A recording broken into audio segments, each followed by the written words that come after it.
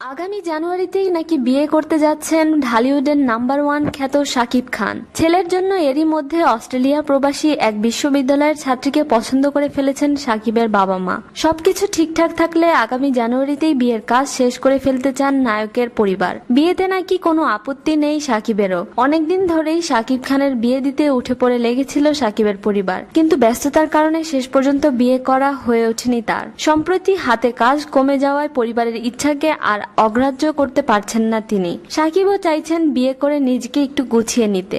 জানা যায় সাকিবের মায়ের এক ঘনিষ্ঠ বান্ধবীর কথাই অস্ট্রেলিয়া প্রবাসী ওই মেয়ের সঙ্গে যোগাযোগ শুরু করেন সাকিবের এক বোন। এর কিছুদিন পর বিয়ের ব্যাপারে মেয়ের পরিবারের সম্মতি পাওয়া যায়, তাই আর দেরি করতে চাচ্ছেন না কোনো পক্ষই। সবার সম্মতিতে আগামী জানুয়ারিতেই বিয়ের তারিখ নির্ধারণের প্রস্তুতি চলছে।